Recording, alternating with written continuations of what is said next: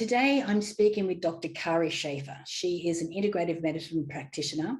And today we're going to be talking about what happens and why we put on weight while we're going through menopause. And it's probably not what you think. It's actually quite a number of things that can contribute to that. So it's going to be an informative podcast. Enjoy. Well, hello, everyone, and welcome to the podcast for this week. This week, I have my very good girlfriend back with me, Dr. Cari Schaefer. Hi, Cari. How are you? Hello, Natalie. Happy to be here. And we're going to specifically today be talking about this dreaded weight gain that we get when we're going through menopause. You know, it was so funny. I was at a dinner party on Saturday night with some girlfriends.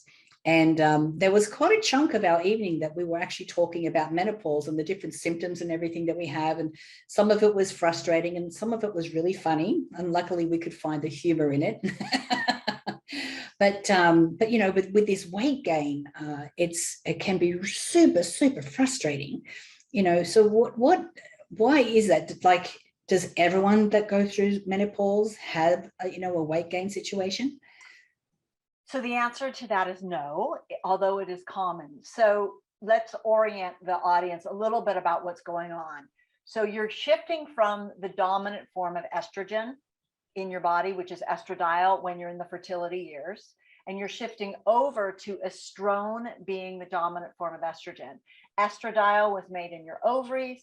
Estrone is made in your fat. Right. Let's start this there. So the interesting piece to this is that the adrenals make the precursor to estrone. Right. So menopause, that transition from fertility years to menopause, perimenopause as it's called, is a completely normal thing, right? And many people go through it, or I probably should say many people used to go through it without any symptoms. So you don't have to have symptoms, but when you have symptoms, you're in what's called perimenopausal syndrome. Okay. Right. Now, the statistics used to be, and I would bet that these have changed, 70% of women in the United States and Europe experience perimenopausal syndrome. Syndrome means there's something out of balance. My mom went through perimenopause, never had a symptom, didn't notice, nothing, right? Not my experience. Right. What happened for me was I was, going through life, and a doctor recommended that I go to one of these drastic detoxes. Have you ever heard about those, where you go and you drink like all liquid raw stuff and you do wheatgrass up every orifice? I like to call them enema camps, and right? And you sweat and you exercise, and this is the worst thing that you could do at this stage of life. And this very, very skilled male doctor wasn't putting the pieces together, and it threw me into an extreme perimenopausal syndrome, which started me sort of down this path of like, what the heck? Because I thought I would know I was in perimenopause when my period started to change. Right. So I promise I'll get to the weight piece, but I want to give yeah. Right. And so my main symptom when it started was claustrophobia, and which apparently a lot of women experience. And I actually got anxiety for the first time in my life. I almost had a panic attack when I got onto this little small plane flying home. I'd never experienced any of this before. And so I started on this road like, whoa, what's going on? And really started the deep dive. The weight gain piece at that enema camp, I had always been underweight because of a health challenge I had. And people are always like, oh, you're so lucky. But no, when you're underweight, you often have low hormones. When you have low hormones, your bone density suffers, your skin suffers, you wrinkle earlier than you need to. There's a lot of things that aren't good about having low hormones and being underweight, right? So I was always underweight.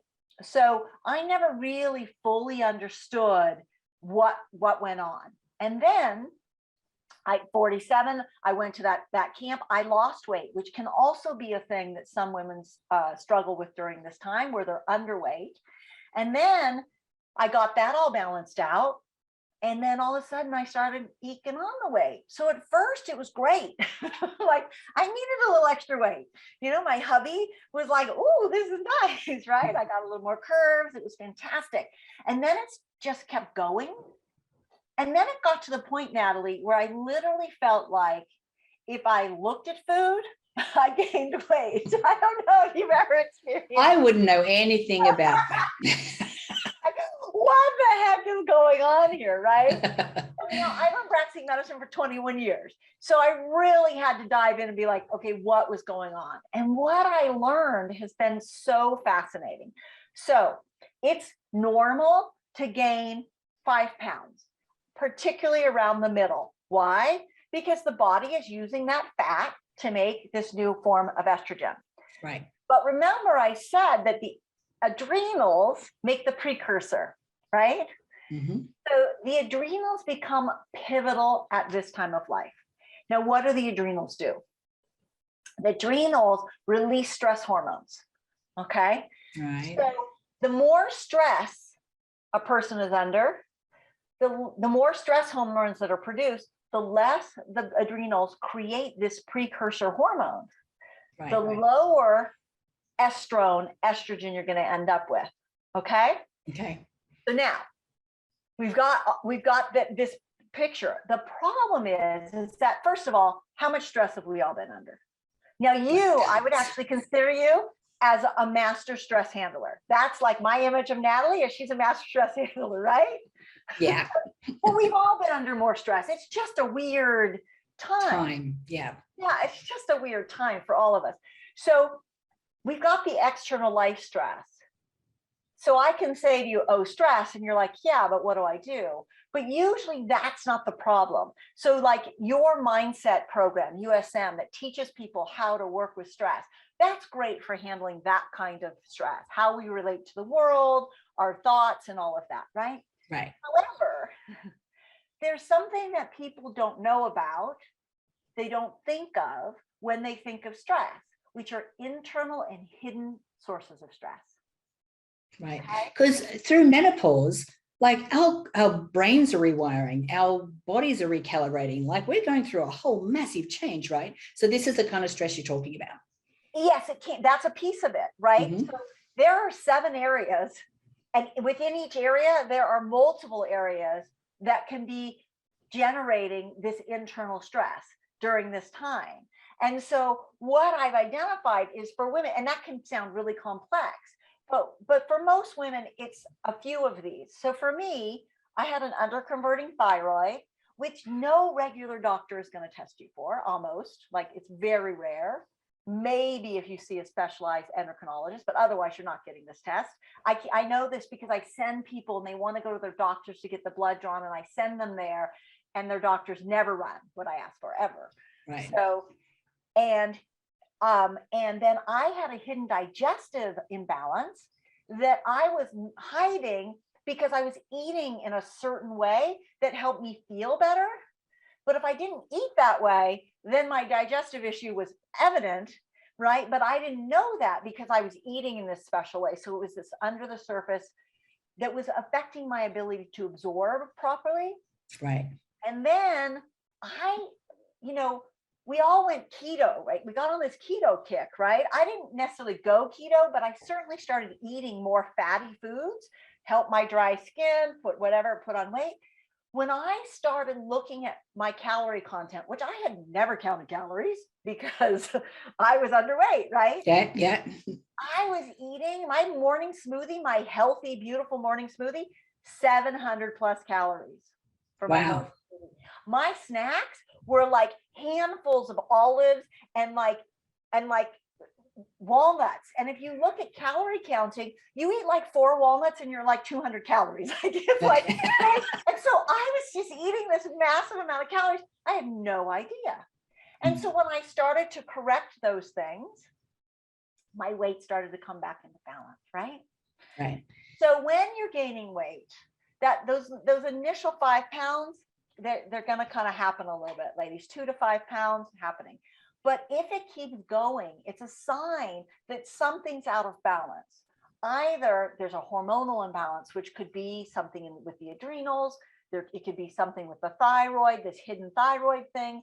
It could be an autoimmune disorder with the thyroid, or it can be your sex hormones. Like, people might have heard of xenoestrogens. We're getting exposed by a lot of pseudoestrogens that are causing us to be in this estrogen dominant state, which causes us to gain weight, right? Right. And so it can be that. It can be, like I said, a digestive imbalance. It's anything that's causing stress. You can have an old lingering infection in your system. I see this a lot with hot flashes, where women are having these hot flashes. When we really dial it down, they've got an old immune challenge that's just kind of been lingering in their system very often for a long time. Like, let's say they used to get a lot of bladder infections, and it's still in there at a low grade, not enough to pick up on a urinalysis. But when we eliminate it, those hot flashes get better. So the beauty of this sort of, helping to balance out the weight is you're actually going to help to balance out the other symptoms as well. The brain fog is usually coming from some sort of an immune challenge that's affecting the brain, or a food intolerance. Right. The hot flashes, like I said, very often coming from an immune challenge of some sort, or some other stressor, heavy metals or chemicals on the body. Right. The aches and pains, sign of inflammation. Right. And then sleep gets thrown off. And then sleep drives inflammation and all of this. And the problem is once we're in this syndrome, it affects our hormone levels, which creates stress. And we end up in this vicious loop, right? Yeah. So this is why I'm like calling up going, hey, Natalie, can I come talk about this? Because it's a big thing for women, and it's a lot. And what starts to happen, look, at everybody's got different body types. You're in my body type or different body types. It's not about trying to make everybody have, these whatever bodies. This is about you feeling comfortable in your body, right? And I will tell you, in my 21 years of working with women, when they come in and they're really fighting with their weight, and I have women that come in that are really fighting with their weight and they're 5 pounds overweight. I have women coming in that are really fighting with their weight and they're, 20 pounds overweight. The fight often comes from the female innate sense that there's something wrong. Right. It's not about the weight. And when I help people figure out what's wrong and balance that out, their weight may not have changed yet, but they start feeling better about themselves. They start walking more confidently, right? I actually see women with eating disorders, the same thing. They've got something off in their system that makes them have this. I'm not saying it's the only piece, but it makes them have this weird relationship with eating, because it feels off when they eat, because it feels like they're feeding this thing. And very often there is a thing. And so we never want to doubt that feminine intuition that something feels like it's off, right? While we're helping people be accepting of where they are and loving of the body that they have and all of that kind of stuff, because that's an important piece too, right? Yeah, absolutely. Yeah, because I think that's what we do. We get so busy with our lives and families and everything else that we just go all the time. And we don't actually take the time to sit down and go, well, what is it that I'm feeling?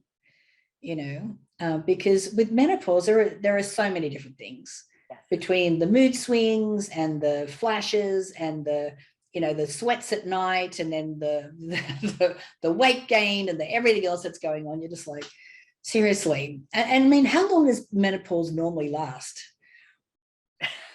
Well, menopause technically is the moment that your period ceases for a year. That's technically you're in menopause. And then once you're in menopause, you're in postmenopause, which I call the wise woman years, right? Right. This is the time we step into this new role in our life. And the interesting thing, Natalie, is that men are testosterone. Now their levels go down maybe, but women change fundamentally the type of hormone that controls them. And just to give you an orientation around that, testosterone and estradiol makes a woman fertile, and a woman, and not, I'm talking just hormonally. I don't want to offend you. And testosterone gives the male attributes, right? Yep. They're very similar in structure. They have a slight change, and yet it changes drastically who you are and how you express, right? Right. Estrone and estradiol, similar, slight change, right? Yet it's very different hormone. So a woman is learning to not only navigate the body changes, your brain starts to focus on different things. your interests start to change. I see so many women at this time who are questioning their careers, who don't want to be pushing anymore and doing what they've been doing. I've seen women who think they need to quit their job because their brain's not working the same way. You don't. You just have to learn how to utilize the new brain you have. Right. And the thing I think you and I have talked about before, but I'll say again here for women because it's so important, is estradiol, I really believe, makes us super multitaskers because Right. we need to be taking care of mate and taking care of children for the survival of the tribe. It's our job, right? Now we transition into a different job. We're the wisdom keepers. We're the women who, you know, are the midwives. We're the herbalists. We're talking tribally, right? Mm-hmm. And now in this time, and I'm so excited about this time because powerhouses like yourself, right, are starting to go through this change and starting to go, wait a second. Nobody's talking about this, people. Yeah. What the heck is going on, right? We were at an event together and I sat with one of our spiritual teachers there and she and I talked menopause, like, because nobody was talking about it. And now powerful people that have the ability are starting to say, wait a second, women need support. This needs to get out there, right? I'm starting with the weight piece, right? It's because I'm going to do a master's class in January. It's free. 7 days. We're going to follow that up with a 4-month program to take women through and help them identify all this stuff that's going on for them. Yeah. And the reason I'm doing this is because January is when women want to do so I've gotten emails. What drastic cleanse should I do? I'm feeling like I need to do a big cleanse. No, drastic. No, those two words don't go together at this point in time. Time is about harmony, right, balance, right? It's about checking in rather than going without. And yes, you can do a cleanse, but you have to do one that's right for your body, not something that throws you into a state of chaos. Remember, I got thrown into severe, like, emotional cray. I mean, crazy stuff. I'd never had anxiety in my life. Couldn't get into the backseat of a car. I went to an event over where you live with our dear friend Marcy Cole. I couldn't get into the elevator. I had to walk up the stairs, right? Now I don't have any of that. But I don't want women going through this, right? So it's a different time of life and we need to meet it differently and women need to be supported differently. So this is my, like, hey, ladies, let's get your desire to, you know, lose weight and to start the year off right and all of that. Let's utilize that as a motivator to help balance your system, but let's do it in a way that's safe and actually supports you, right? Yeah. Because what I hear is that it's not one solution will fix, you know, for everybody. You know, there could be different things that are actually, you know, causing the weight gain. And unless we're, you know, working with someone like you or making these inquiries in, you know, with someone who has a good understanding and working of the female body that's going through this time of our life. Yes. You know, this is a special time. Yeah. And I think a lot of doctors goes, yeah, we'll get you on hormones or whatever. And you're like, yeah, that could help, but that may not be the solution. No, and hormones, listen, hormones for some people are really helpful because when you're in that vicious cycle of stress, you got to break it.